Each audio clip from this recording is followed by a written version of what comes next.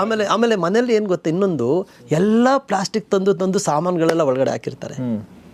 Storage plastic, ಆಮೇಲೆ ಅದನ್ನ ಎಲ್ಲ ಕಲಸೋದೆಲ್ಲ ಪ್ಲಾಸ್ಟಿಕ್ಕಲ್ಲಿ.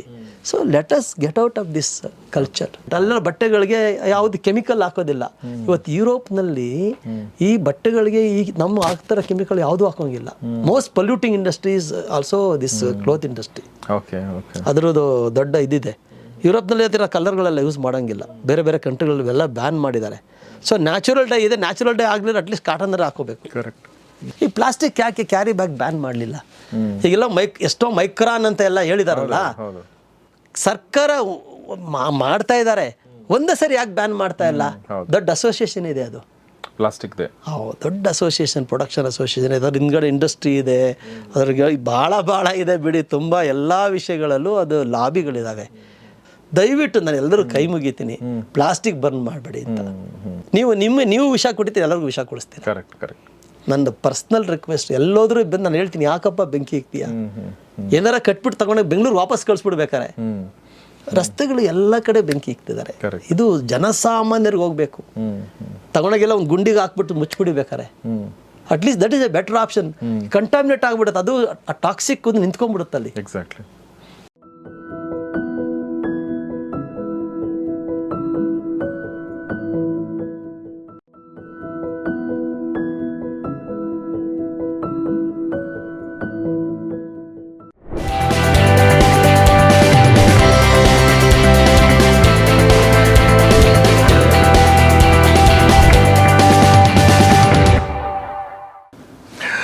ಸ್ನೇಹಿತರೆ ನಮಸ್ಕಾರ. ಗೌರಿ ಶಕ್ಕಿ ಸ್ಟುಡಿಯೋದ ವಿಶೇಷ ಕಾರ್ಯಕ್ರಮ ತಾಯಿ ಬೇರು ನಿಮಗೆಲ್ಲ ಆತ್ಮೀಯ ಸ್ವಾಗತ. ನಾನು ಗೌರಿ ಶಕ್ಕಿ. ಈ ಒಂದು ಕಾರ್ಯಕ್ರಮದಲ್ಲಿ ನಮ್ಮೊಂದಿಗಿದ್ದಾರೆ ನಮ್ಮ ಪ್ರೀತಿಯ ಜಯರಾಮ್ ಸರ್ ಅವರು ಗ್ರೀನ್ ಪಾತ್ ರೆಸ್ಟೋರೆಂಟ್ನ ಓನರು. ಆರ್ಗ್ಯಾನಿಕ್ ಫುಡ್ಗಳನ್ನ ಜನರಿಗೆ ಕೊಡ್ತಿರುವಂಥ, ಆರ್ಗ್ಯಾನಿಕ್ ಚಳುವಳಿಯನ್ನು ಕರ್ನಾಟಕದೆಲ್ಲೆಡೆ ಪಸರಿಸುವಂಥ ವ್ಯಕ್ತಿಗಳಲ್ಲಿ ಅವರು ಪ್ರಮುಖರು. ನಮ್ಮ ಜೊತೆಗೆ ಮತ್ತೊಂದು ಸಲ ಜಾಯ್ನ್ ಆಗಿದ್ದಾರೆ. Sir, welcome to the show. ನಮಸ್ತೆ. ನಮಸ್ಕಾರ. ಸೊ ನಾವು ಕಳೆದ ಸಲ ಪ್ಲಾಸ್ಟಿಕ್ ಬಗ್ಗೆ ಮಾತಾಡಿದ್ವಿ. ಮೈಕ್ರೋ ಪ್ಲಾಸ್ಟಿಕ್ ಹೇಗೆ ನಮ್ಮ ಲೈಫನ್ನು ಎಂಟ್ರಿ ಕೊಡ್ತಾ ಇದೆ, ಹೇಗೆ ಪ್ರವೇಶ ಮಾಡಿದೆ ಮತ್ತು ಹೇಗೆ ನಮ್ಮ ಜೀವನವನ್ನು ನಿಧಾನವಾಗಿ ವಿಷಯುಕ್ತ ಮಾಡ್ತಾ ಇದೆ ಅಂಥೇಳಿ. ಸೊ ಅದು ಒಂದು ಮುಖ, ಅದು ಒಂದಾದರೆ ಎರಡನೇ ವಿಚಾರ ಏನಂದರೆ ನಾವು ಹೇಗೆ ಇದರಿಂದ ಹೊರಗಡೆ ಬರಬೇಕು ಅನ್ನೋದು ಭಾಳ ಮುಖ್ಯ. So what are the ways out ಅನ್ನೋದು ಭಾಳ ಮುಖ್ಯ. ಈಗ ಒಂದಂದರೆ ನೀವು ಈಗ ಹೇಳಿದ್ರಿ ಏನಂತಂದರೆ, ಈ ಮೈಕ್ರೋ ಪ್ಲಾಸ್ಟಿಕ್ಕು ಎಂಟ್ರ್ ಆಗ್ತಾ ಇದೆ ಅಂತ. ಎಂಟ್ರ್ ಆಗ್ಬಿಟ್ಟು ಅದು ಸುಮ್ಮನೆ ಇರೋದಿಲ್ಲ, ಲಾರ್ಜ್ ಆಗಿಬಿಡುತ್ತೆ, ಅಲ್ಲೇ ನಿಂತ್ಕೊಂಡ್ಬಿಡುತ್ತೆ. ಅದು ಅದೇ ಭಾಳ ಮುಖ್ಯವಾದ ಡೇಂಜರಸ್. ಅದು ಆಗ್ತಾ ಎಂಟ್ರ್ ಆಗಿ ಅದು ಹೊರಗಡೆ ಹೋಗೋಕೆ ಅಷ್ಟು ಕಷ್ಟ. ಅದೆಲ್ಲ ಸಿಸ್ಟಮ್ ಯಥೇಚ್ಛವಾಗಿ ಹೋಗ್ತಾಯಿದ್ರೆ ಏನಾಗುತ್ತೆ, ಅದು ಲಾರ್ಜ್ ಆಗಿಬಿಟ್ಟು ಜಾಸ್ತಿ ಆಗಿಬಿಡುತ್ತೆ, ಅದನ್ನು ಪ್ಯಾರಲೈಸ್ ಮಾಡುತ್ತೆ. ಸೊ ಅದರಿಂದ ನಾವು ತುಂಬ ಎಚ್ಚರಿಕೆಯಿಂದನೇ ನಾವು ಈ ಮೈಕ್ರೋ ಪ್ಲಾಸ್ಟಿಕ್ಕನ್ನು ಅವಾಯ್ಡ್ ಮಾಡೋದು ಅಂತ ಅದು ಮಾಡಬೇಕು. ಮುಖ್ಯವಾಗಿ ಈಗ ಏನಂದರೆ, ನನಗೆ ಎಲ್ಲ ಸರಿ ಸಂಚಿಕೆಯಲ್ಲಿ ಹೇಳಿದ್ದು, ನಾವು ವಾಟ್ರ್ ಬಾಟಲ್ ಅಂತ. ನಾನು ವಾಟ್ರ್ ಬಾಟ್ಲು ಪರ್ಚೇಸ್ ಮಾಡೋದಿಲ್ಲ. ಅವ್ರು ವಾಟ್ರ್ ಬಾಟ್ಲ್ ಯೂಸ್ ಮಾಡಬಾರ್ದು. ಎಲ್ಲ ಕಡೆನೂ ವ್ಯವಸ್ಥೆ ಮಾಡ್ಕೋಬೋದು. ಈಗೆಲ್ಲ RO ಸಿಸ್ಟಮ್ಸ್ ಎಲ್ಲ ಬಂದಿದೆ. ಎಲ್ಲ ಹೋಟ್ಲುಗಳಲ್ಲಿ, ಶಾಪ್ಗಳಲ್ಲಿ, ರೆಸ್ಟೋರೆಂಟ್ಗಳಲ್ಲಿ RO ಸಿಸ್ಟಮ್ನಲ್ಲೂ ತುಂಬ ಅದಕ್ಕೆ ಬೇರೆ ಥರ ಇದೆ, ಇಶ್ಯೂಗಳಿದೆ. ಅದು ನೀರು ವೇಸ್ಟ್ ಆಗುತ್ತೆ ಅಂತ, ಅದನ್ನು TDS ಲೆವೆಲ್ಲು, ಅದು ಟೆಕ್ನಿಕಲಾಗಿ ನಾವು ಬೇರೆ ಮಾತಾಡೋಣ. ಆದರೆ ಸುಲಭವಾಗಿಲ್ದರೆ ನಮ್ಮದು ಫಿಲ್ಟ್ರ್ಗಳು, ಹಳೆ ಕಾಲದ ಫಿಲ್ಟ್ರ್ಗಳು ನೋಡಿದ್ದೀರಾ ನೀವು? ಯಾವ ಥರ ಹೇಳಿ, ನಮ್ಮ ಇದ್ರದ್ದು ಕ್ಯಾಲ್ಶಿಯಂ ಇದ್ರದ್ದು ಸುಣ್ಣದ ಬಲ್ಬ್ ಥರ ಇರುತ್ತೆ ಉದ್ದಕ್ಕೆ. ಸರ್ ಅದು ತುಂಬ ಚೆನ್ನಾಗಿರುತ್ತೆ ಸರ್. ಅದು ಎಲ್ಲರ ಮನೆಗಳು ಇಟ್ಕೋಬೋದು. ROನೇ ಬೇಕಾಗಿಲ್ಲ. ದೊಡ್ಡ ಕ್ಯಾಂಡಲ್ ಇತ್ತು ಮೊದಲೆಲ್ಲ, ಕ್ಯಾಂಡಲ್ಸ್ ಅಂತ ಹೇಳ್ತಾರೆ ಅದಕ್ಕೆ. ಇದು ಫಿಲ್ಟರ್ ಕ್ಯಾಂಡಲ್ಸ್. ಅದನ್ನ ಹಾಕ್ಬಿಟ್ಟು ನೀರು ಹಾಕ್ಬಿಟ್ರೆ ಇದು ಫಸ್ಟ್ ಕ್ಲಾಸ್ ನೀರು ಬರುತ್ತೆ, ಫಿಲ್ಟರ್ ಆಗುತ್ತೆ. ಆಮೇಲೆ ಅದನ್ನೆಲ್ಲ ನಾವು ಗ್ಲಾಸಲ್ಲಿ ಕುಡಿಬೇಕು. ಪ್ಲಾಸ್ಟಿಕ್ ಗ್ಲಾಸ್ ಯೂಸ್ ಮಾಡಬಾರ್ದು ಮನೆಗಳಲ್ಲಿ. ಸ್ಟೀಲ್ ಗ್ಲಾಸ್ ಇದೆ, ಗಾಜಿನ ಗ್ಲಾಸ್ ಇದೆ. ಮನೆಯಲ್ಲಿ ಐದರ್ ಸ್ಟೀಲ್ ಯೂಸ್ ಮಾಡ್ತೀವಿ, ಇಲ್ಲಾಂದ್ರೆ ನಾವು ಗ್ಲಾಸ್ ಯೂಸ್ ಮಾಡ್ತೀವಿ. ಹೌದು. ಆಮೇಲೆ ಮನೆಯಲ್ಲಿ ಏನು ಗೊತ್ತಾ, ಇನ್ನೊಂದು ಎಲ್ಲ ಪ್ಲಾಸ್ಟಿಕ್ ತಂದು ಸಾಮಾನುಗಳೆಲ್ಲ ಒಳಗಡೆ ಹಾಕಿರ್ತಾರೆ. ಸ್ಟೋರೇಜ್ ಪ್ಲಾಸ್ಟಿಕ್ಕು, ಆಮೇಲೆ ಅದನ್ನ ಎಲ್ಲ ಕಲಸೋದೆಲ್ಲ ಪ್ಲಾಸ್ಟಿಕ್ಕಲ್ಲಿ. So let us get out of this culture. ಹಳೆ ಕಾಲದಲ್ಲಿ ಹೆಂಗಿತ್ತು, ಎಲ್ಲ ಮಣ್ಣಿತ್ತು, ಆ ಮಣ್ಣಿಗೆ ಹೋಗೋದು ಬೇಡ, ಅದೆಲ್ಲ ಸ್ವಲ್ಪ ಈಗೆಲ್ಲ ಕಷ್ಟ. ಅದೆಲ್ಲ ಪಿಂಗಾಣಿ ಇತ್ತು. ಕರೆಕ್ಟ್, ನೀವು ಹೇಳ್ತೀರಾ, ಪಿಂಗಾಣಿ ಇತ್ತು. ಪಿಂಗಾಣಿನೂ ಬೇಡ ಈಗ. ಅಟ್ಲೀಸ್ಟ್ ನಮಗೆ ಸ್ಟೀಲ್ ಇದೆ ತುಂಬಾ ಈಸಿಯಾಗೆ. ಗ್ಲಾಸ್ ಗಾಜಂದಿದೆ. ಈ ಮೈಕ್ರೋ ಓವನ್ಗೆಲ್ಲ ಗಾಜನ್ ಬಂದಿದೆ ಎಲ್ಲ. ಅದು ಗಾಜು, ಅದಕ್ಕೆ ಮೈಕ್ರೋ ಓವನ್ ಇದಕ್ಕೆ ಆಗುತ್ತದೆ, ಸೇರ್ಕೊಳ್ಳೋದು ಅದಕ್ಕೆ ಈಸಿ. ಸೊ ನಾವು ಮನೆಗಳಲ್ಲೇ ಈ ಪ್ಲಾಸ್ಟಿಕ್ ಕಂಟೈನರ್ಸು, ಪ್ಲಾಸ್ಟಿಕ್ ಬಾಟಲ್ಸು, ಈ ಪ್ಲಾಸ್ಟಿಕ್ನೆಲ್ಲ ಪರ್ಟಿಕ್ಯುಲರ್ಲಿ ಅಡುಗೆ ಮಾಡೋದ್ರ ಬಗ್ಗೆ ನಾವು ಉಪಯೋಗಿಸ್ಕೋಬಾರ್ದು. ಅವ್ರು ಹೊರಗಡೆ ಹೋಗ್ತೀವಿ, ನಾವು ನೀರು ಕುಡಿತೀವಿ, ಎಲ್ಲ ಈಗ ಎಲ್ಲ ಹೋಟ್ಲುಗಳೆಲ್ಲ ಪ್ಲಾಸ್ಟಿಕ್ಗಳು ಇರ್ತಾರೆ, ನೀರು ಕುಡಿತಾರೆ, ಹೋಗಿ ನೀರು ಗ್ಲಾಸ್ ಇಟ್ಕೊಂಡು ಕುಡಿಬೋದು, ಆ ವಾಟರ್ ಫಿಲ್ಟರ್ ಇಟ್ಟಿರ್ತಾರೆ. ಸೊ ಸರ್ ಈಗ ಎಲ್ಲ ಕಡೆನೂ ಒಂದು ವ್ಯವಸ್ಥೆ ಇದೆ ಇದಕ್ಕೆಲ್ಲ. ಸೊ ನಾವು ಪ್ಲಾಸ್ಟಿಕ್ ಬಾಟ್ಲನ್ನ ಯೂಸ್ ಮಾಡಬಾರ್ದು. ಸರ್ ಈಗ ನಾವೇನು ಹೋಟೆಲ್ಗಳಲ್ಲಿ ಹೋಗ್ತೀವಿ, ನಾವು ಆರೋದಲ್ಲೇ ನಾನು ಹೋಗಿ ಅಲ್ಲಿ ತಗೊಂಡು ಕುಡಿತೀವಿ, 90% ಹಾಗೆ ಕುಡಿತೀವಿ. ಸೊ ಕೆಲವೊಂದ್ಸಲ ಇದು ಕ್ಲೀನ್ ಆಗಿದೆಯಾ ಅನ್ನೋದೊಂದು ಮನಸ್ಸಿಗೆ ಬರುತ್ತೆ, ಇದು ಸರಿ ಇರುತ್ತಾ ಇದ್ರ ವಾಟ್ರು ಅಂತ ಬರುತ್ತೆ. ಸರ್ ಇಲ್ಲಿ ಟ್ರಸ್ಟ್ ಫ್ಯಾಕ್ಟರ್ ಅಂತ ಇರುತ್ತಲ್ಲ, ಈಗ ನೋಡಿ ನಾವು ವಾಟರ್ ಬಾಟ್ಲ್ ಯಾಕೆ ಕುಡಿತೀವಿ, ಇದು ಚೆನ್ನಾಗಿರುತ್ತೆ ಅಂತ ಒಂದು 90% ನಂಬಿಕೆ. ಈಗ ಅಲ್ಲೂ ಇಲ್ಲ ಚೆನ್ನಾಗೇ ಇರುತ್ತೆ ಅಂತ ನಮ್ಗೆ ಅನ್ಸಿದ್ರೆ ಜನ ಕುಡಿಯೋಕೆ ಶುರು ಮಾಡ್ತಾರೆ. ಅದ್ರ ಬಗ್ಗೆ ನಿಮ್ಮ ಸರ್ ಈಗ ವಾಟರ್ ಬಾಟ್ಲು ಏನಂದ್ರೆ ಅದು RO ಸಿಸ್ಟಮ್ ಅಲ್ಲೇ ಮಾಡಿರೋದು. ಓಕೆ. ವಾಟರ್ ಬಾಟ್ಲಲ್ಲಿ ಏನು ಬೇರೆ ಥರ ಅಲ್ಲ. ಸಪೋಸ್ ನಿಮಗೆ ಕಾರ್ಪೊರೇಷನ್ ವಾಟರ್ ಬಂದಿರುತ್ತೆ, ಅದಕ್ಕೆ TDS ಲೆವೆಲ್ ಅಂತ ಇರುತ್ತೆ, ಕೆಲವು ಕಂಟಾಮಿನೇಟ್ ಆಗಿರುತ್ತೆ, ಅದೆಲ್ಲ ಕುಡಿದ್ರೆ ಏನೂ ಆಗ್ಬಿಡೋದಿಲ್ಲ. ನಮ್ಮ ಬಾಡಿಗೆ TDS ಎಲ್ಲ ಬೇಕದು, ಆ ಮಿನರಲ್ಸ್ ನ್ಯೂಟ್ರಿಯೆಂಟ್ಸ್ ಎಲ್ಲ ಇದೆ ವಾಟ್ರಲ್ಲಿ.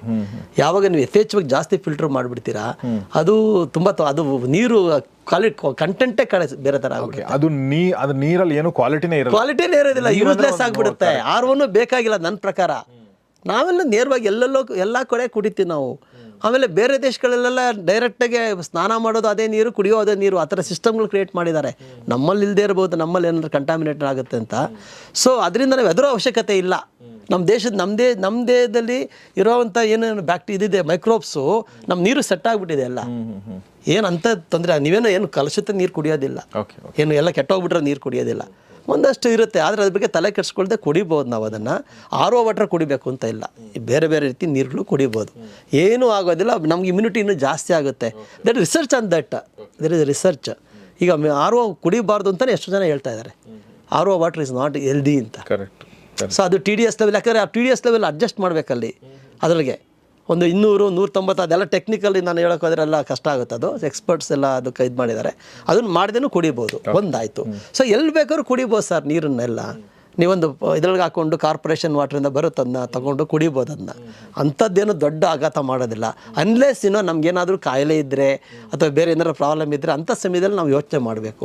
ನಾರ್ಮಲ್ ಆಗಿರೋರು ನಾವು ಏನೂ ಆಗೋದಿಲ್ಲ, ಏನೇನೋ ತಿಂತೀವಿ, ಎಲ್ಲ ಹೋಗಿ ನೀರೇನು ಕಂಟಾಮಿನೇಟ್ ಆಗೋದಿಲ್ಲ, ಅದೊಂದು ವಿಷಯ. ಸೊ ನೆಕ್ಸ್ಟ್ ಏನಂತ ಅಂದರೆ ನಿಮಗೆ ಅದೇ ಮನೇಲಿ ವಾಟರ್ ಫಿಲ್ಟರ್ ಇನ್ಸ್ಟಾಲ್ ಮಾಡಲೇಬೇಕು ಎಲ್ಲರೂ. ಮಾಡಿದ್ರೆ ಏನಾಗುತ್ತೆ, ಅವ್ರಿಗೆ ಹೆದರಿಕೆ ಇರುತ್ತಲ್ಲ, ಬರುತ್ತೆ ನೆಲ್ಲಿನಲ್ಲಿ ಬಂದಿರುತ್ತೆ, ಕಂಟಾಮಿನೇಟ್ ಆಗಿರುತ್ತೆ ಅಂತ. ಅದೊಂದು ಈ ಥರದ ಸುಲಭದಲ್ಲಿ ಮಾಡಿದ್ರೆ ನೀರು ಇದಾಗುತ್ತೆ. ಸೊ ಅಡುಗೆ ಮಾಡೋದು ವಿಷಯದಲ್ಲಿ ನೀವೆಲ್ಲ ಇದು ಮಾಡ್ಬೋದು. ಆಮೇಲೆ ರೀಯೂಸಬಲ್ ಕಂಟೈನರ್ ಅಂದರೆ ಏನು ಗೊತ್ತಾ ಸರ್, ಈಗೇನು ಮಾಡ್ತೀವಿ, ಒಂದು ಏನೋ ತರ್ತೀವಿ ನಾವು, ಈಗ ಅದನ್ನು ತಗೊಂಡು ಯೂಸ್ ಮಾಡಿ ಬಿಸಾಕ್ಬಿಡ್ತೀವಿ. ಅದನ್ನ ಎಲ್ಲ ಬರುತ್ತಲ್ಲ, ಈ ಪ್ಲಾಸ್ಟಿಕ್ದೇ ಬರುತ್ತೆ ಎಲ್ಲ, ಅದನ್ನು 1 ಸರಿ 2 ಸರಿ ಅಷ್ಟೇ ಅದನ್ನು ಯೂಸ್ ಮಾಡಬಾರ್ದು. ಎಲ್ಲ ಪ್ಯಾಕ್ ಆಗೋದು, ಸ್ವೀಟ್ಸು ಅದು ಇದೆಲ್ಲ ಅಂಥದ್ದೇ ಬರ್ತಾ ಇದೆ, ಅದು ವಿಧಿ ಇಲ್ಲದೆ ಆ ಥರ ಆಗ್ತಾ ಇದೆ. ಅದಕ್ಕಿಂತ ನಾವು ಈ ರೀಯೂಸಬಲ್ ಅಂತ ಅಂದರೆ ಆದಷ್ಟು ನಾವೇನು ಮಾಡ್ತೀವಿ, ಈಗ ಸ್ಟೀಲ್ ಬಾಕ್ಸಸ್ ಬರ್ತಿಲ್ವ ಊಟ ತೊಗೊಂಡು ಹೋಗೋಕ್ಕೆ, ಇದೆಯಲ್ಲ ಅದು ಸ್ಟೀಲ್ ಟಮ್ಲರ್ ಇದೆ, ಸ್ಟೀಲ್ ಗ್ಲಾಸ್ಗಳಿದ್ದಾವೆ, ಎಲ್ಲ ಸ್ಟೀಲಲ್ಲಿ ತುಂಬ ಬಂದಿದೆ ಈಗ, ತುಂಬ ಚೆನ್ನಾಗಿ ಬಿಸಿ ಇರೋವಂಥದ್ದೆಲ್ಲ ಬಂದಿದೆ. ಸೊ ಅದಕ್ಕೆ ನಾವು ಶಿಫ್ಟ್ ಆಗಬೇಕು. ಅದು ವಾಪಸ್ ಸ್ಟೀಲಿಗೆ ಹೋಗ್ಬೇಕು, ನಾವು ಸ್ಟೀಲ್ಗೆ ವಾಪಸ್ ಹೋಗ್ಬೇಕು ನಾವು. ಮೊದಲಿತ್ತು ಸ್ಟೀಲು, ಅದು ಈಗ ಎಲ್ಲ ಈಸಿ ಅಂತ ತಗೊಳ್ತಿದ್ದಾರೆ. So you have to go back. ಈಗ ನೋಡಿ, ನಾನು ಊಟ ತರಕ್ಕೆ ಶುರು ಮಾಡಿದ್ದೀನಿ ಇತ್ತೀಚೆಗೆ, ಬಟ್ ಪ್ಲಾಸ್ಟಿಕ್ ಇದರಲ್ಲಿ ಹಾಕೊಡ್ತಾ ಇದ್ದಾಳೆ ನನ್ನ ಚಟ್ನಿ ಅದೆಲ್ಲ ಹಾಕೊಡ್ತಾರೆ, ಸಣ್ಣ ಸಣ್ಣದೊಳಗೆಲ್ಲ ಹಾಕ್ಬಾರ್ದು. ನೋಡಿ, ನಾನು ಯೋಚನೆ ಮಾಡಿಲ್ಲ, ಈಗ ನೀವು ಹೇಳಿದ ಮೇಲೆ ಕನ್ಸಿಡರ್. ಈಗ ನನ್ನ ಹತ್ರ ಇದೆ ಸ್ಟೀಲಲ್ಲಿ 3 ಬಾಕ್ಸ್ ಇದೆ, ಆ ಥರ ಟಿಫನ್ ಕೇರಿ ಅದು ಇಟ್ಕೊಂಡಿದ್ದೀನಿ ಜಾಸ್ತಿ ತರಬೇಕಾರೆ. ಇನ್ನೊಂದು ತುಂಬ ಕ್ಯೂಟ್ ಆಗಿದೆ, ಚಿಕ್ಕದಾಗೆ, ಅದ್ರಿಗೊಂದಷ್ಟು ತರಕಾರಿಗಳು, ಒಂದಷ್ಟು ಹಣ್ಣು, ಒಂದು ಲೇಯರ್ ಹಾಕೋ ಇಟ್ಕೊಬೋದು. ಓಪನ್ ಮಾಡಿದ್ರೆ ಸಿಕ್ಬಿಡುತ್ತೆ. ನಾನು ಕಾರಲ್ಲಿ ಹೋಗ್ಬೇಕಾದ್ರೆ ಅದನ್ನೇ ತಿಂದುಬಿಡ್ತೀನಿ, ತುಂಬ easy. So it is not expensive also. ಏನೊಂದು 200-300 ರೂಪಾಯಿಗೆಲ್ಲ ಒಳ್ಳೆ ಬಾಕ್ಸ್ಗಳು ಸಿಗ್ತವೆ, ತುಂಬ ಚೆನ್ನಾಗಿ ಈಗ ಡಿಸೈನ್ ಮಾಡಿದ್ದಾರೆ. ಸೊ ಅದನ್ನು ನಾವು ಯೂಸ್ ಮಾಡಬೇಕು. ಆಮೇಲೆ ನೆಕ್ಸ್ಟ್ ನಾವು ಏನು ಮಾಡ್ತೀವಿ ಅಂತ ಅಂದರೆ, ಈಗ ಪ್ಲಾಸ್ಟಿಕ್ಕನ್ನು ತಗೊಂಡಾಗ ಎಲ್ಲೆಲ್ಲೋ ನಾವು ಬಿಸಾಕ್ಬಾರ್ದು, ನಾವು ಅದನ್ನು ನಾವೇ ಕಾರಣ ಹಾಕ್ತೀವಿ. We can't throw it out. ನೀವು ಬಿಸ್ಕೆಟ್ ತಿಂತೀರಾ, ಅದೆಲ್ಲ ನಾನು ಈ ಪ್ಲಾಸ್ಟಿಕ್ಕನ್ನು ಯೂಸ್ ಮಾಡೋ ರ್ಯಾಪ್ ಆಗಿರೋ ಪ್ರಾಡಕ್ಟ್ ತಿನ್ನೋಕ್ಕೆ ಇಷ್ಟಪಡೋದಿಲ್ಲ ನಾನು. ಅದನ್ನ ಹೇಳೋಕ್ಕಾಗೋದಿಲ್ಲ ಬಿಡಿ, ನೀವು ಎಲ್ಲ ತಗೊಂಡೋಗಿ ಹಾಕ್ಬಾರ್ದು. ಅದನ್ನು ನಾವು ವೇಸ್ಟ್ ಮ್ಯಾನೇಜ್ಮೆಂಟ್ ಮಾಡಬೇಕು. ಅಲ್ಲಿ ಆ ಮನೇಲೆ ಸ್ಟಾರ್ಟ್ ಆಗಬೇಕು, ಮನೆಗಳಲ್ಲಿ, ಸ್ಕೂಲ್. ಡ್ರೈ ವೇಸ್ಟು, ಆಮೇಲೆ ವೆಟ್ ವೇಸ್ಟು, ಆಮೇಲೆ ಮೆಡಿಕಲ್ ವೇಸ್ಟ್ ಅಂತ 3 ಮಾಡ್ಕೊಂಡಿದೀವಿ ಸದ್ಯಕ್ಕೆ. ಮೆಡಿಕಲ್ ವೇಸ್ಟ್ ಹಾಸ್ಪಿಟ್ಲ್ಗಳಲ್ಲಿ, ನಮ್ಮಲ್ಲಿ ಏನಂದ್ರೆ ಸರ್, ಈಗ ಫಾರ್ ಎಕ್ಸಾಂಪಲ್ ಮೆಡಿಕಲ್ ಅಂದ್ರೆ ಏನೋ ಪ್ಯಾಡ್ಗಳು, ಅದು ಬೇರೆ ಈ ಥರದ್ದು ಇರ್ತಾವೆ, ಸ್ಯಾನಿಟರಿ ವೇಸ್ಟ್ಗಳು, ಆಮೇಲೆ ಟ್ಯಾಬ್ಲೆಟ್ಗಳು, ಯಾವ್ದಾದ್ರು ರ್ಯಾಪರ್ಗಳು, ಔಷಧದ ಬಾಟ್ಲ್ಗಳು, ಈ ಥರ ಇರುತ್ತಲ್ಲ, ಅದು ಬಾಟ್ಲ್ಗಳೆಲ್ಲ ಒಂದ್ ಕಡೆ, ಪ್ಲಾಸ್ಟಿಕ್ ಒಂದ್ ಕಡೆ. ಕರೆಕ್ಟ್. ಅಟ್ಲೀಸ್ಟ್ ಡ್ರೈ ವೇಸ್ಟು ಮತ್ತು ವೆಟ್ ವೇಸ್ಟ್ ಅಷ್ಟು ಮಾಡಿಬಿಟ್ರೆ ಅದು ಏನಾಗುತ್ತೆ, ಅವಾಗ ತಗೊಂಡೋಗಿ ಕೊಟ್ಟರೆ ಅವ್ರೇನು ಮಾಡ್ತಾರೆ, ಅವರು ಎಲ್ಲ ಪ್ಲಾಸ್ಟಿಕ್ ಎಲ್ಲ ಒಂದು ಕಡೆ ಹಾಕೋತಾರೆ, ಹಾಗಾಗಿ ಕಲೆಕ್ಷನ್ ಮಾಡ್ತಾರಲ್ಲ. ಸೊ ಅದು ಖಂಡಿತ ಎಲ್ಲರೂ ಮಾಡಬೇಕು. ಅದು ಇದು ಕಂಪಲ್ಸರಿ. ಇದು ಎಲ್ಲಿಂದ ಶುರು ಆಗಬೇಕು ಅಂದರೆ ನರ್ಸರಿಯಿಂದ ಸ್ಟಾರ್ಟ್ ಆಗಬೇಕು ಮಕ್ಕಳಿಗೆ. ಅಲ್ಲಿ ಶುರು ಮಾಡೋದು ನೋಡಿ. ನಮ್ಮ ಮನೆಗಳು ಶುರು ಮಾಡಿದ್ರೆ ಅದೊಂದು ಕಲ್ಚರ್. ನಮ್ಮಲ್ಲಿ ಈಗೇನು ಕಲ್ಚರ್ ಅಂದರೆ ಪ್ಲಾಸ್ಟಿಕ್ ಬಿಸಾಕೋದೇ ಕಲ್ಚರ್. ಪ್ಲಾಸ್ಟಿಕ್ ಯೂಸ್ ಮಾಡೋದು, ಪ್ಲಾಸ್ಟಿಕ್ ಎಲ್ಲಿ ಬೇಕಾದ್ರೂ ಬಿಸಾಕ್ತೀವಿ ನಾವು. ಕಾರಿಂದ ಬಿಸಾಕ್ತೀವಿ, ವೆಹಿಕಲಿಂದ ಬಿಸಾಕ್ತೀವಿ. ನೀವು ನನ್ನೆಲ್ಲ ಕೊಡಗು ಅಲ್ಲೆಲ್ಲ ಹೋದರೆ ರಸ್ತೆಗಳೆಲ್ಲ ಪ್ಲಾಸ್ಟಿಕ್ ಬಿಸಾಕಿರ್ತಾರೆ. ಯಾರು ಬಿಸಾಕ್ತಾರೆ? ಅಲ್ಲಿ ಟೂರಿಸ್ಟ್ಗಳೇ. ಇನ್ನು ಅಲ್ಲಿ ಲೋಕಲ್ ಅವ್ರು ಯಾರು ಬಿಸಾಕೋದಿಲ್ಲ. ನಮ್ಮದು ತೋಟ ಇದೆ ಅಲ್ಲಿ ಕೊಡಗಿನಲ್ಲಿ. ಉದ್ದಕ್ಕೂ ನನಗೆ ಅದೊಂದು ಚಳುವಳಿನ ಮಾಡಬೇಕು ಅಂತೆಲ್ಲ ಎಷ್ಟೋ ಸರಿ ಮಾತಾಡ್ತಿದ್ದೀನಿ. ಪ್ಲಾಸ್ಟಿಕ್ಸ್ ಮಕ್ಕಳಿಂದ ಕಲೆಕ್ಟ್ ಮಾಡಿ ಮತ್ತೆ ಅದನ್ನು ಪ್ಲಾಸ್ಟಿಕ್ ಬಿಸಾಕ್ಬೇಡಿ ಅಂತ ಎಲ್ಲ ಒಂದು ಕಡೆ ಬೋರ್ಡ್ಗಳು ಹಾಕೋದು, ಅದೆಲ್ಲ ಮಾಡಬೇಕು. ಅದನ್ನಂತೆ ನಾವು ಎಷ್ಟೋ ಸರಿ ಮಾಡ್ತಾನೂ ಇದ್ದಾರೆ ಕೆಲವರೆಲ್ಲ. ಸೊ ತುಂಬ ಅತ್ಯವಶ್ಯಕವಾಗಿ ಈ ಕಲ್ಚರ್, ಹೊಸ ಕಲ್ಚರ್ ಬರಬೇಕು. ಪ್ಲಾಸ್ಟಿಕ್ ಮ್ಯಾನೇಜ್ಮೆಂಟ್ ಅದನ್ನು ಬರಬೇಕು. ಅದನ್ನು ಮತ್ತೆ ಯೂಸ್ ಮಾಡ್ಬೋದು ಬೇರೆ ಬೇರೆ ರೀತಿ. ಅದನ್ನು ಪ್ರೋಸೆಸ್ ಮಾಡ್ತಾರೆ. ಭಾಳ ಏನೇನೋ ಬೇರೆ ಬೇರೆ ಎಲ್ಲ ಬಂದಿದೆ. ಹಗ್ಗಗಳೆಲ್ಲ ಮಾಡ್ತಾ ಇದ್ದಾರೆ. ಅದು ಎಷ್ಟೋ ಸರಿ ಗೊತ್ತಿಲ್ಲ. ಹಗ್ಗಗಳು ಬರ್ತಾವೆ ಪ್ಲಾಸ್ಟಿಕ್ ಅಲ್ಲಿ. ನೋಡಿದ್ರೆ ನಮ್ಮ ಹಳ್ಳಿಗಳಲ್ಲಿ ಎಲ್ಲ ಹಗ್ಗ ಬಿಟ್ರು ಇದ್ರದ್ದು ಎಲ್ಲ ಬಿಟ್ಬಿಟ್ರು. ಎಲ್ಲ ಪ್ಲಾಸ್ಟಿಕ್ಗೆ ನಿಮಗೆ. ಅದು ಪಾಪ ಬಸ್ಗಳಿಗೆಲ್ಲ ತುಂಬ ಕಷ್ಟ. ಅದು ಅವೆಲ್ಲ ಹಾಕಿರ್ತಾರೆ. So this is like misuse of the technology. So ಈ ಥರ ನಾವು ಯೋಚನೆ ಮಾಡ್ಬೇಕು, ಎಲ್ಲೆಲ್ಲ ಸ್ಟಾಪ್ ಮಾಡಬೇಕು ಅಂತ. ಸೊ ಇದೊಂದು ಮುಖ್ಯವಾಗಿ. ಆಮೇಲೆ ಬಟ್ಟೆ ಬಗ್ಗೆ ಬರಬೇಕು. ನಾವು 100% ನಾವು ಹಳೆ ಕಾಲದ ಕಾಟನ್ ಬಟ್ಟೆಗೆ ಹೋಗ್ಬೇಕು. ತುಂಬಾ ದೊಡ್ಡ ಕಾಟನ್ ಅನ್ಸುತ್ತೆ. ಎಲ್ಲ ಕಾಟನ್ ನಂದು ಎಲ್ಲ ಇದಲ್ಲಿಂದನೇ ಇದು. ನಾನು ಯಾವತ್ತೂ ಈ ನಾನು ಪಾಲಿಯೆಸ್ಟರ್ದು ಯಾವುದು ಯೂಸ್ ಮಾಡೋದಿಲ್ಲ. ಅದ್ರಾಗೂ ನ್ಯಾಚುರಲ್ ಡೈ ನಾನು ಯೂಸ್ ಮಾಡ್ತಾ ಇದ್ದೀನಿ. ನ್ಯಾಚುರಲ್ ಡೈ ನೋಡಿ, ಕಾಟನ್ ನೋಡಿ ಎಷ್ಟು ಚೆನ್ನಾಗಿದೆ. ನ್ಯಾಚುರಲ್ ಡೈ ಅಂತ ಬಂದಿದೆ ಈಗ ನಿಮಗೆ. ಅದು ದೇಸಿ ನಾವು ಪ್ರಸನ್ನ ಅವ್ರು ಮಾಡಿದಾರಲ್ಲ, ಪಾಪ ದೊಡ್ಡ ಚಳುವಳಿ ಮಾಡಿದ್ದಾರೆ. ದೇಸಿ ಮೂವ್ಮೆಂಟ್. ಅಲ್ಲೆಲ್ಲ ಬಟ್ಟೆಗಳಿಗೆ ಯಾವುದು ಕೆಮಿಕಲ್ ಹಾಕೋದಿಲ್ಲ. ಇವತ್ತು ಯುರೋಪ್ನಲ್ಲಿ ಈ ಬಟ್ಟೆಗಳಿಗೆ ಈ ನಮ್ಮ ಹಾಕ್ತಾರ ಕೆಮಿಕಲ್ ಯಾವುದು ಹಾಕೋಂಗಿಲ್ಲ. Most polluting industry is also this cloth industry. ಅದರದ್ದು ದೊಡ್ಡ ಇದಿದೆ. ಯುರೋಪ್ನಲ್ಲಿ ಅದರ ಕಲರ್ಗಳೆಲ್ಲ ಯೂಸ್ ಮಾಡೋಂಗಿಲ್ಲ. ಬೇರೆ ಬೇರೆ ಕಂಟ್ರಿಗಳೆಲ್ಲ ಬ್ಯಾನ್ ಮಾಡಿದ್ದಾರೆ. ಸೊ ನ್ಯಾಚುರಲ್ ಡೈ ಇದೆ. ನ್ಯಾಚುರಲ್ ಡೈ ಆಗಲಿಲ್ಲ ಅಟ್ಲೀಸ್ಟ್ ಕಾಟನ್ ಹಾಕೋಬೇಕು. ಕಾಟನ್ ಹಾಕ್ತಾಗ ಏನಾಗುತ್ತೆ ನಮ್ಗೆ ಗೊತ್ತಾ? ನಮಗೆ ನಾವು ಹುಡುಗರಾಗಿದ್ದ ಟರ್ಲಿನ್ ಶರ್ಟ್ ಅಂತ ಬರೋದು. ಎಷ್ಟು ಜನ ಗೊತ್ತಿರುತ್ತೆ ಕೆಲವ್ರಿಗೆಲ್ಲ.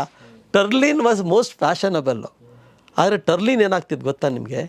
ಟರ್ಲಿನ್ ಈಗಲೂ ಕೆಲವ್ರಿಗೆ ಪಾಲಿಯೆಸ್ಟರ್ ಹಾಕೋರು ಬರುತ್ತೆ. ಆ ಥರ ಟರ್ಲಿನ್ ಹಾಕೋರು ಕರೆಂಟ್ ಹೊಡೆದಂಗೆ ಶಾಕ್ ಹೊಡೆಯೋದು. ಅದೇ ನಮ್ಗೆ ಖುಷಿ. ಶಾಕ್ ಹೊಡೆದ ರಿಯಲ್. ನಾವೆಲ್ಲ ಏನು ನಮ್ಗೆ ತಿಳುವಳಿಕೆನೇ ಇಲ್ಲ.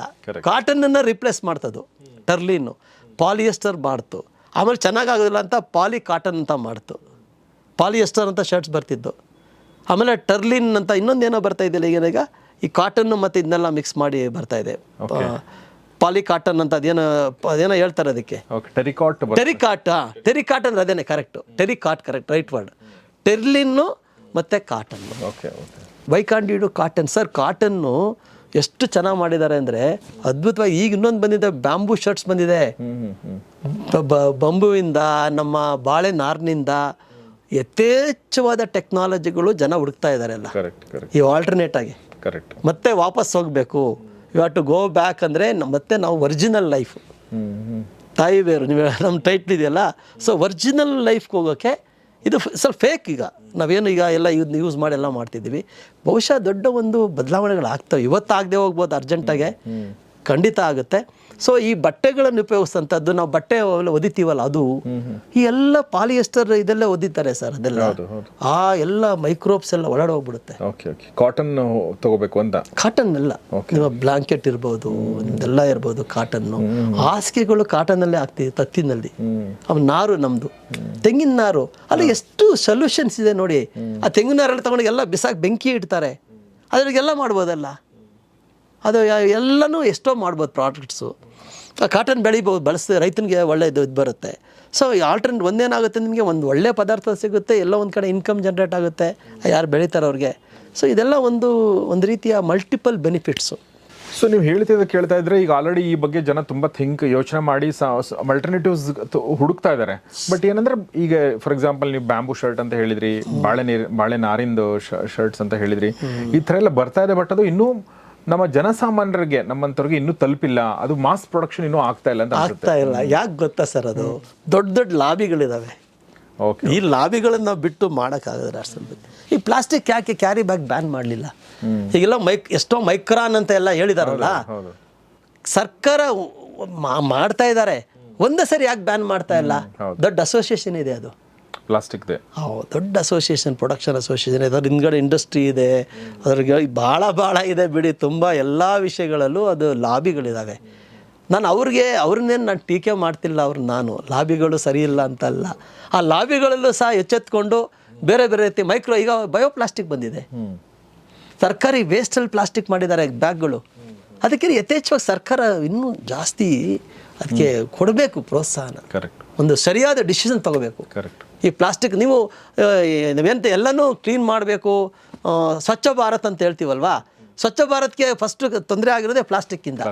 ಒಂದು ದೊಡ್ಡ ನಿಲುವು ತಗೊಳ್ಳಿ, ಆ ಇಂಡಸ್ಟ್ರಿನವ್ರಿಗೆಲ್ಲ ಕಾಂಪನ್ಸೇಷನ್ ಕೊಡಿ. ಕರೆಕ್ಟ್. ಇದೆಲ್ಲ ನಿಲ್ಸೋಣ, ನಾವು ಬೇರೆ ತರ ಮಾಡಿ ಇದನ್ನೆಲ್ಲ ಉಪಯೋಗಿಸಿ ಅಂತ. ಅದೇ ಅಂಗಡಿಲಿ ಹೋಗಿ ನೀವು ಪ್ಲಾಸ್ಟಿಕ್ ಅನ್ನ ತಡೆಗಟ್ಟೋದಕ್ಕಿಂತ ಫ್ಯಾಕ್ಟರಿನಲ್ಲಿ ಮ್ಯಾನುಫ್ಯಾಕ್ಚರ್ ಆಗದಿರಂಗ್ ನೋಡ್ಕೊಂಡ್ರೆ ಮುಗಿತಲ್ಲ, ಅಲ್ಲೇ ಮಾಡಬೇಕು. ದಟ್ ಈಸ್ ದ ಇದು. ನೀವು ಸಿಗರೇಟ್ ಸೇದ್ಬೇಡಿ ಅಂತ ಹೇಳ್ತೀರಾ, ಸಿಗರೇಟ್ ಯಾಕೆ? ನೀವು ಟೊಬ್ಯಾಕೋನೇ ನೀವು ನಿಲ್ಲಿಸಬೇಕು ಬೆಳೆಯೋದನ್ನ, ನನ್ನ ಪ್ರಕಾರ ಅಲ್ಲ. ಅದು ಡಿಬೇಟಬಲ್. ನಾನು ಹೇಳ್ತಾ ಇಲ್ಲ. ನಾನು ಕ್ಯಾನ್ಸರ್ ಹಾಸ್ಪಿಟ್ಲ್ ಅವರು ನಾವೆಲ್ಲ ಸೇರಿ ಟೊಬ್ಯಾಕೋ ಬೆಳೆಯೋರಿಗೆಲ್ಲ ತರಕಾರಿ ಬೆಳಿಬೇಕು ಅಂತ ನಮ್ಮ ಇದು SCG hospital doctor Ajay sir ಇದಾರಲ್ಲ, ನಾವರೆಲ್ಲ ಪ್ರಯತ್ನ ಮಾಡಿದ್ರು. ಅವರೆಲ್ಲ ಟೊಬ್ಯಾಕೋ ಬೆಳೆಯೋದೇ ನಿಲ್ಲಿಸಿ ಅಂತ. ಹೌದಲ್ವಾ? It's a question. ನೀವು ಯಾಕೆ ಸ್ಮೋಕಿಂಗ್, ಯಾರಿಗೋ ಸ್ಮೋಕಿಂಗ್ ಏನು ಅದು ತುಂಬ ಅವಶ್ಯಕ ಬೇಕಾಗಿಲ್ಲ. ಅದನ್ನು ನಿಲ್ಲಿಸ್ಬೋದು ಸರ್ಕಾರ ಮನಸ್ಸು ಮಾಡೋರು. ಅದ್ರ ಲಾಬಿಗಳಿದ್ದಾವೆ, ಅದಕ್ಕೆಲ್ಲ ಪರ್ಯಾಯವಾಗಿ ತುಂಬ ಸೀರಿಯಸ್ ಆಗಿ ಯೋಚನೆ ಮಾಡಬೇಕು. Correct correct correct. ಸೊ ಹಾಗೆ ಪರ್ಯಾಯವಾಗಿ ಯೋಚನೆ ಮಾಡ್ಕೊಂಡು ನಿಲ್ಲಿಸೋದ್ರ ಬಗ್ಗೆ ಸರ್ಕಾರಗಳು, ಸಂಘ ಸಂಸ್ಥೆಗಳು, ಇಂಡಿವಿಜುವಲ್ಸು, ಮೀಡಿಯಾ ಎಲ್ಲರೂ ಕೈ ಜೋಡಿಸ್ಬೇಕು ಸರ್. ನಿಮ್ಮ ಒಂದು ಆಮೇಲೆ ಬರ್ನ್ ಮಾಡೋದು ಸರ್, ಅದು ಹೇಳ್ಬೇಕು ಸರ್, ಅದು ತುಂಬ ಇಂಪಾರ್ಟೆಂಟ್ ಸರ್. ದಯವಿಟ್ಟು ನಾನು ಎಲ್ಲರೂ ಕೈ ಮುಗಿತೀನಿ, ಪ್ಲಾಸ್ಟಿಕ್ ಬರ್ನ್ ಮಾಡಬೇಡಿ ಅಂತ. ನೀವು ವಿಷ ಕುಡಿತೀರಿ, ಎಲ್ಲರಿಗೂ ವಿಷ ಕುಡಿಸ್ತೀನಿ. Correct correct. ನಂದು ಪರ್ಸ್ನಲ್ ರಿಕ್ವೆಸ್ಟ್. ಎಲ್ಲೋದ್ರೂ ಬಂದು ನಾನು ಹೇಳ್ತೀನಿ, ಯಾಕಪ್ಪ ಬೆಂಕಿ ಇಕ್ತೀಯ? ಏನಾರ ಕಟ್ಬಿಟ್ಟು ತಗೊಂಡೋಗಿ ಬೆಂಗಳೂರು ವಾಪಸ್ ಕಳಿಸ್ಬಿಡ್ಬೇಕಾರೆ. ರಸ್ತೆಗಳು ಎಲ್ಲ ಕಡೆ ಬೆಂಕಿ ಇಕ್ತಿದ್ದಾರೆ. ಇದು ಜನಸಾಮಾನ್ಯರಿಗೆ ಹೋಗ್ಬೇಕು. ತಗೊಂಡೋಗೆಲ್ಲ ಒಂದು ಗುಂಡಿಗೆ ಹಾಕ್ಬಿಟ್ಟು ಮುಚ್ಚಿಬಿಡ್ಬೇಕಾರೆ. At least that is a better option. Contaminate ಆಗ್ಬಿಡುತ್ತೆ, ಅದು ಟಾಕ್ಸಿಕ್ ಒಂದು ನಿಂತ್ಕೊಂಡ್ಬಿಡುತ್ತೆ ಅಲ್ಲಿ. ಎಕ್ಸಾಕ್ಟ್ಲಿ. ಸೊ ಅದು ಸರ್ಕಾರ ಒಂದು ಕಾನೂನೇ ಮಾಡ್ಬೇಕು ಅದಕ್ಕೆ. ಪ್ಲಾಸ್ಟಿಕ್ ಬರ್ನ್ ಮಾಡೋದು ಶಿಕ್ಷೆ. ಯಾಕೆ ಮಾಡಬಾರ್ದು? ಈಗ ನಮ್ಮ ಭೂತಾನ್ನಲ್ಲಿ ನಿಮಗೆ ದೊಡ್ಡ ಇದಾದ ನೋಡಿ, ಎಲ್ಲಿ ಸರ್ಕಾರ ಹೆಂಗೆ ಮಾಡ್ಬೋದು ಅಂತ ನಾನು ಉದಾಹರಣೆ ಕೊಡ್ತೀನಿ. ಕೆಮಿಕಲ್ ಪೆಸ್ಟಿಸೈಡ್ಸು ಫರ್ಟಿಲೈಸರ್ ಯೂಸ್ ಮಾಡೋದಕ್ಕೆ ಜೈಲು ಶಿಕ್ಷೆ 2 ವರ್ಷ. ಭೂತಾನ್ನಲ್ಲಿದೆ, ನಮ್ಮ ಸಿಕ್ಕಿಂನಲ್ಲಿದೆ, ನಮ್ಮ ದೇಶದಲ್ಲೇ ಸಿಕ್ಕಿಂನಲ್ಲಿ. ಅದು ಎಂಟೈರ್ ಆರ್ಗ್ಯಾನಿಕ್ ಸ್ಟೇಟ್ ಅಂತ ಮಾಡಿದ್ದಾರೆ. ರೈತರು ಯೂಸ್ ಮಾಡೋಂಗಿಲ್ಲ, ಕೇಸ್ ಹಾಕ್ತಾರೆ ಪೊಲೀಸ್ನವರು. ಯಾಕೆ ಸಾಧ್ಯ ಇಲ್ಲ ಅಂತ. ಆ ಥರ ಪ್ಲಾಸ್ಟಿಕ್ ಬರ್ನ್ ಮಾಡೋದನ್ನು ಒಂದು ಶಿಕ್ಷೆ. ನೀವೆಲ್ಲೋ ಈಗ ಸ್ಮೋಕಿಂಗ್ ಎಲ್ಲ ಕಡೆ ಮಾಡ್ತಿದ್ರಲ್ಲ ಸರ್, ಸಿಗರೇಟ್ ಎಲ್ಲ ರಸ್ತೆಲ್ಲ ಈಗ ಸೇರ್ತಾರ ನೋಡಿ, ಇಲ್ಲ ಯಾಕೆ ಸೇರ್ತಾ ಇಲ್ಲ? ಅದಕ್ಕೊಂದು ಪ್ರಿವೆನ್ಷನ್, ಅದು ಶಿಕ್ಷೆ. ನೀನು 100 ರೂಪಾಯಿ ಪೆನಾಲ್ಟಿ ಹಾಕ್ತೀನಿ, 200 ರೂಪಾಯಿ ಪೆನಾಲ್ಟಿ ಹಾಕ್ತೀನಿ. ಈಗ ಸ್ಮೋಕ್ ಮಾಡೋಕ್ಕೆ ಜಾಗಗಳಿದಾವೆ ಬೆಂಗಳೂರಲ್ಲಿ, ಒಂದು ಒಳ್ಳೇದದು ನಿಜವಾಗ್ಲೂ. ಸ್ಮೋಕಿಂಗ್ ಮಾಡೋಕ್ಕೆ ಜಾಗಗಳಿದು ಮಾಡಿದ್ದಾರೆ. ಅಲ್ಲೋ ಸಿಗರೇಟ್ ಸೇದ್ ಕಾಸು ಕೊಟ್ಟು ಸೇರ್ತಾರೆ ಅವರು. ಏರ್ಪೋರ್ಟ್ಗಳೆಲ್ಲ ಒಂದು ಕಡೆ ಇದೆ. ಮೊದಲು ಬಸ್ಸಲ್ಲಿ ಎಲ್ಲ ಸಿಗರೇಟ್ ಸೇದೋರು. ಹೌದು ಹೌದು, ಕುತ್ಕೊಂಡು ಸಿಗರೇಟ್ ಸೇದೋದು ಫ್ಯಾಷನ್ ಆಗಿದೆ. ಈಗ ಯೋಚನೆ ಮಾಡಿದ್ರೆ ಹೆಂಗಪ್ಪ ಇದ್ರು, ನಾವ್ ಹೆಂಗ್ ಜನ ಇದ್ವಿ ಅಂತ ಅನ್ಸುತ್ತಲ್ಲ. ಬಸ್ಸಲ್ಲಿ ಸಿಗರೇಟ್ ಇಮ್ಯಾಜಿನ್ ಕೂಡ ಮಾಡ್ಕೊಳಕ್ಕಾಗಲ್ಲ. ಆಮೇಲೆ ಫ್ಲೈಟ್ ಅಲ್ಲಿ ಸೇತಿದ್ರಂತೆ ಸರ್ ಮುಂಚೆ, ಅದು ಗೊತ್ತಿಲ್ಲ ನನಗೆ. ಹೌದು, ನಾನೊಂದು ಕತೆ ಒಂದು ಓದ್ತಾ ಇದ್ದೆ. ಫ್ಲೈಟ್ ಗಳಲ್ಲಿ ಕೆಳಗಡೆ ಸ್ಮೋಕಿಂಗ್ ಹೇಳಿ ಸೇತಿದ್ರಂತೆ. ಹೌದಾ? ಹೌದು, ಅದು ನನಗೆ ಗೊತ್ತಾಗ ಬಸ್ಸಲ್ಲಿ ಅಂತ ನಾನು ತುಂಬಾ ನೋಡಿ. ಬಸ್ಸಲ್ಲಿ ಟ್ರೈನ್ ಕಂಡಕ್ಟರ್ ಸೇದವರು ಹಂಗೆ ಕತೆ ಅಲ್ಲ. ಬದಲಾವಣೆ ಆಗಿಲ್ವಾ? ಬದಲಾವಣೆ ಆಗಿದೆ. ಯಾಕಾಯ್ತು ಅಂದ್ರೆ ಕಾನೂನು, ಕಟ್ಟಳೆ, ಅವೇರ್ನೆಸ್ಸು. ಸಿಗರೇಟ್ ಸೇದೋದೇ ಸರಿ ಇಲ್ಲ ಅಂತ. ಅದು ಪ್ಯಾಸಿವ್ ಸ್ಮೋಕರು, ಆಕ್ಟಿವ್ ಸ್ಮೋಕರ್ ಅಂತ. ಆ ಪ್ಯಾಸಿವ್ ಸ್ಮೋಕರ್ಗೆ ಜಾಸ್ತಿ ಎಫೆಕ್ಟು. ಕರೆಕ್ಟ್. ಈಗ ಯಾರೋ ಸಿಗರೇಟ್ ಸೇರ್ತಿರ್ತಾರೆ, ಅದು ನನಗೆ ವಾಸನೆ ಬಂದು ನನಗೆ ವಾಮಿಟ್ ಬಂದ್ಬಿಡುತ್ತೆ. ಎಷ್ಟೋ ದೂರದಿಂದ ಬರುತ್ತೆ. ನಾನು ಸ್ವಲ್ಪ ಸೆನ್ಸಿಟಿವ್ ಸ್ಮೋಕಿಂಗ್ ಬಗ್ಗೆ. ಸೊ ಆ ಪ್ಯಾಸಿವ್ ಸ್ಮೋಕರ್ಗೆ ತುಂಬ ತೊಂದರೆ ಮಾಡುತ್ತೆ ಅದು. ಕರೆಕ್ಟ್. ಯಾರೋ ಪಾಪ ತಂದೆ ಸೇದ್ತಾ ಇರ್ತಾರೆ, ಮಕ್ಕಳಿಗೆಲ್ಲ ಬರುತ್ತದೆ. ಉದಾಹರಣೆ ಹೇಳ್ತಾ ಇರೋದು, ಸೇದ್ಬಾರ್ದು. It's not a public. Smoke ಮಾಡಿ ನೀವು ಇಡೀ ಪೊಲ್ಯೂಷನ್ ಮಾಡಬಾರ್ದು. ಅದೇ ಥರ ಪ್ಲಾಸ್ಟಿಕ್ನು ನೀವು ಬರ್ನ್ ಮಾಡಬಾರ್ದು. ನಿಮ್ಗೆ ರೈಟ್ ಇಲ್ಲ ಅದು ಮಾಡೋಕ್ಕೆ. ಕರೆಕ್ಟ್. ಅದನ್ನ ಬೇರೆಯವ್ರನ್ನ ಹಾಳು ಮಾಡೋಕ್ಕೆ ನಿಮ್ಗೆ ರೈಟ್ಸ್ ಇಲ್ಲ. ಸೊ ಹಾಗೆ ಪ್ಲಾಸ್ಟಿಕ್ಕಿಂದ ಹೊರಗಡೆ ಬರೋ ರೀತಿಗಳನ್ನ ಇಂಡಿವಿಜುವಲ್ ವೇನಲ್ಲಿ ಮತ್ತು ಸರ್ಕಾರದ ಮಟ್ಟದಲ್ಲಿ ಏನು ಮಾಡ್ಬೋದು ಅನ್ನೋದನ್ನು ತುಂಬ ಚೆನ್ನಾಗಿ ನಮ್ಮ ಜಯರಾಜ್ ಸರ್ ಹೇಳಿದರು. ಸರ್, ನಿಮ್ಮ ಒಂದು ಇದರಲ್ಲಿ ಗ್ರೀನ್ ಪಾತ್ ರೆಸ್ಟೋರೆಂಟ್ ಹಿಂಭಾಗದಲ್ಲಿ ಒಂದು ಮಳಿಗೆ ಇದೆ. ಅಂದರೆ ನೀವು ಆರ್ಗ್ಯಾನಿಕ್ ಪ್ರಾಡಕ್ಟ್ಗಳನ್ನ ಮಾರಾಟ ಮಾಡ್ತಿರಲ್ಲ ನೀವು, ಅದೆಲ್ಲ ಎಲ್ಲಿಂದ ಬರುತ್ತೆ ಸರ್? ಅದೆಲ್ಲ ನಮ್ದು ಏನು ಗೊತ್ತಾ, ನಾವು ಎಲ್ಲ ಸರ್ಟಿಫೈಡ್ ಆರ್ಗ್ಯಾನಿಕ್ ಪ್ರಾಡಕ್ಟ್ಸ್. ನಮ್ಮ ತರಕಾರಿ ಇರ್ಬೋದು, ನಮ್ಮ ತೋಟದಿಂದನೂ ಬರುತ್ತೆ. ನಾವು ಕೆಲವೆಲ್ಲ ಬೆಳಿತೀವಿ, ಅದೆಲ್ಲ ನಮ್ಮಲ್ಲಿಂದ ಬರುತ್ತೆ. ಮತ್ತು ರೈತರು, ನಾನು ಫೆಡರೇಷನ್ ಸೆಕ್ರೆಟರಿ ಆರ್ಗ್ಯಾನಿಕ್ಗೆ. ಆಮೇಲೆ ಇಂಡಿಯಾದಲ್ಲಿ ಒಂದು ಇಕೋವಾ ಅಂತ ಸಂಸ್ಥೆ ಇದೆ, ಅದ್ರ ನನ್ನ ವೈಸ್ ಟ್ರೆಜರರು, ಅದು ತುಂಬ ದಿವಸ ಡೈರೆಕ್ಟರ್ ಕೆಲಸ ಮಾಡ್ತಾ ಇದ್ದೀನಿ. ಸೊ ನಮಗೆ ಆಲ್ ಓವರ್ ಇಂಡಿಯಾದಲ್ಲಿ ಎಲ್ಲ ಕಡೆ ನೆಟ್ವರ್ಕ್ ಇದೆ. ಸೊ ನಾವು ಎಲ್ಲೆಲ್ಲಿ ಪದಾರ್ಥಗಳು ಬೆಳೀತಾರೆ, ಯಾವುದು ರೈತರ ಗುಂಪುಗಳಿದ್ದಾವೆ, ನಾವು ಅವರಿಂದ ಪರ್ಚೇಸ್ ಮಾಡ್ತೀವಿ. ಎಕ್ಸ್ಪೋರ್ಟರ್ಸ್ ಇದ್ದಾರೆ, ಬೇರೆ ಬೇರೆ ಪ್ರಾಡಕ್ಟ್ಸ್ಗಳು ಎಲ್ಲ ಕಡೆನೂ ಒಂದೇ ಕಡೆ ಸಿಗೋದಿಲ್ಲ. ಸೊ ಎಣ್ಣೆ ನಾವೇನು ಮಾಡ್ತೀವಿ, ಗದಗಿಂದ ಎಣ್ಣೆ ಬರುತ್ತೆ ಉದಾಹರಣೆ. ಅಲ್ಲಿ ಒಂದು ರೈತರ ಗುಂಪಿದೆ, ಬರಮಗೌಡರು ಅಂತಿದ್ರು. ಅವರೆಲ್ಲ ಸೇರಿ ಒಂದು ಗುಂಪು ಮಾಡಿದ್ರು. ಅಲ್ಲಿ ಬರಮಗೌಡರು ತೀರ್ಕೊಂಡ್ರು. ಭಾಳ ಹಳೆಯ ಕಾಲದಲ್ಲಿ ಅವರು ಸುಮಾರು ವರ್ಷಗಳಿಂದ 30-40 ವರ್ಷದಿಂದ ಸಾವಯವ ಬಗ್ಗೆ ಮಾತಾಡಿದ್ರು. ಅಲ್ಲಿ ಎಣ್ಣೆ ಗಾಣದ ಎಣ್ಣೆನೇ ಹಾಕಿದ್ದಾರೆ. ಈಗ ಎಲ್ಲ ಕಡೆ ಬಂದಿದೆ ಗಾಣದ ಎಣ್ಣೆ. ಆದರೆ ನಾವು ಗಾಣದ ಎಣ್ಣೆ ಜೊತೆಗೆ ಆರ್ಗ್ಯಾನಿಕ್, ನಾವು ಎರಡು. ಬರೀ ಗಾಣದ ಎಣ್ಣೆ ಕೆಮಿಕಲಲ್ಲಿ ಬೆಳೆದಿರೋ ಅದು ಡಿಫ್ರೆನ್ಸ್ ನೋಡಬೇಕು. ಒಂದು ಕೋಲ್ಡ್ ಪ್ರೆಸ್ಟು, ಇನ್ನೊಂದು ಇಟ್ ಇಸ್ ಆರ್ಗ್ಯಾನಿಕಾ ಅಲ್ವಾ ಅಂತ. ಮತ್ತೆ ಕೋಲ್ಡ್ ಪ್ರೆಸ್ನಲ್ಲೂ ಕೆಮಿಕಲ್ ಹಾಕಿದ್ರೆ ಹೋಯ್ತದು, ಅಷ್ಟು ಎಫೆಕ್ಟಿವ್ ಆಗೋದಿಲ್ಲ. ಸೊ ನಾವೆಲ್ಲ ಇನ್ನೊಂದು ಮಾಡಿದ್ದೆ ನಾವೆಂದರೆ, ಈಗ ನಾವು ಎಲ್ಲ ಬಾಟ್ಲುಗಳಲ್ಲಿ ತುಂಬಿದ್ದೀವೆಲ್ಲ, ಬಾಟ್ಲುಗಳಲ್ಲಿ ಸ್ಟೋರ್ ಮಾಡಿದ್ದೀವಿ. ನಮ್ಮ ಅರಿಶಿಣ ಇರ್ಬೋದು, ನಮ್ದೆಲ್ಲ ಗಾಜಿನ ಬಾಟ್ಲು ಹಳೆ ಕಾಲದಲ್ಲಿ ಇಡ್ತಿದ್ರಲ್ಲ, ಈಗ ಅಂಗಡಿಗಳಲ್ಲಿ ನಾವು ಸೇಮ್ ಅದನ್ನೇ ಇಂಟ್ರೊಡ್ಯೂಸ್ ಮಾಡಿದ್ದೀವಿ ನಮ್ಮ ಸ್ಟೋರಲ್ಲಿ. ಸೊ ಜನ ಬಂದು 100 ಗ್ರಾಮು ತಗೋಬೋದು, 50 ಗ್ರಾಮು ತಗೋಬೋದು, ತಗೋತಾ ಇದ್ದಾರೆ ಎಲ್ಲ ಮಿಲೆಟ್ಟು ಪೌಡ್ರುಗಳು ಅದನ್ನೆಲ್ಲ. ಸೊ ನಾವು ಪ್ರಯತ್ನ ಮಾಡ್ತಿದ್ದೀವಿ. ಆದರೆ ನೋಡಿ, ನಾವೇ ಎಲ್ಲ ಬದಲಾವಣೆ ಮಾಡೋಕ್ಕಾಗೋದಿಲ್ಲ, ಒಂದು ಮಾದರಿ ಅಷ್ಟೇ. ಸೊ ಗ್ರೀನ್ ಪಾತ್ ರೆಸ್ಟೋರೆಂಟ್ ಹೋಗಬೇಕು ಅಂತಂದ್ರೆ ನೀವು ಮಲ್ಲೇಶ್ವರಂ ಮಂತ್ರಿ ಸ್ಕ್ವೇರ್ ರೆಸ್ಟೋರೆಂಟ್ ಮಾಲಿನಿಂದ ಎದುರುಗಡೆ ಇದೆ. ಅಲ್ಲಿ ಹೋಗೋಕ್ಕೆ 2 ಕಾರಣಗಳಿದೆ. ಒಂದು, ಅಲ್ಲಿ ನಿಮಗೆ ಒಳ್ಳೆ ಆರ್ಗ್ಯಾನಿಕ್ ಫುಡ್ ಸಿಗುತ್ತೆ. ಎರಡನೇದಲ್ಲಿ ನಿಮ್ಗೆ ಆರ್ಗ್ಯಾನಿಕ್ ಪ್ರಾಡಕ್ಟ್ ಸಿಗುತ್ತೆ, ಎಲ್ಲ ಪ್ರೊಡ್ಯೂಸ್ಗಳು ಅಲ್ಲಿ ಸಿಗುತ್ತೆ ನಿಮಗೆ. ಸೊ ಒಂದ್ಸಲ ವಿಸಿಟ್ ಕೊಡಿ, ನಿಮ್ಮ ಅನುಭವನ ಹೇಳಿ ಅಂತ ಹೇಳ್ತಾ ಸರ್, ತುಂಬ ಧನ್ಯವಾದ ಮತ್ತೊಂದು ಸಲ ನಿಮಗೆ. ಅಷ್ಟೇ ಸರ್. ಸೊ ಸ್ನೇಹಿತರೆ, ಇದು ತಾಯಿ ಬೇರು ಕಾರ್ಯಕ್ರಮ. ಇದರಲ್ಲಿ ನಾವು ಬ್ಯಾಕ್ ಟು ಬೇಸಿಕ್ಸ್ ಅನ್ನೋ ದೃಷ್ಟಿಯಿಂದ ನಮ್ಮ ಜೀವನವನ್ನು ಮತ್ತೆ ಮೂಲಭೂತವಾಗಿ ಹೇಗಿತ್ತೋ, ಅಂದರೆ ನೇಚರ್ಗೆ ಹತ್ತಿರವಾಗಿ ಹೇಗಿದ್ದೋ, ಆರೋಗ್ಯ ಹೇಗಿತ್ತೋ ನಮ್ಮದು, ಅದನ್ನು ಪಡ್ಕೊಳ್ಳೋ ನಿಟ್ಟಿನಲ್ಲಿ ಒಂದಷ್ಟು ವಿಚಾರಗಳನ್ನ ನಾವು ನಿಮ್ಮ ಎದುರುಗಡೆ ಪ್ರಸ್ತುತಪಡಿಸ್ತಾ ಇದ್ದೀವಿ. ಯಾವುದಾದ್ರು ವಿಚಾರ, ಈ ಒಂದು ವಿಷಯ ನಿಮಗೆ ಇದ್ರ ಬಗ್ಗೆ ಮಾತಾಡಿ ಅಂತ ನಿಮಗೆ ಅನಿಸಿದರೆ, ತಿಳ್ಕೊಳ್ಬೇಕು ಅಂತ ಅನಿಸಿದ್ರೆ ದಯವಿಟ್ಟು ಅದನ್ನು ಕಮೆಂಟ್ ಬಾಕ್ಸಲ್ಲಿ ತಿಳಿಸಿ ಮತ್ತು ಈ ವಿಡಿಯೋಗಳನ್ನ ನಿಮ್ಮ ಸ್ನೇಹಿತರೊಂದಿಗೆ ಶೇರ್ ಮಾಡಿ. ನೋಡ್ತಾ ಇರಿ ಗೌರಿ ಶಕ್ಕಿ ಸ್ಟುಡಿಯೋ, ನೋಡ್ತಾ ಇರಿ ತಾಯಿ ಬೇರು ಕಾರ್ಯಕ್ರಮ. ನಮಸ್ಕಾರ.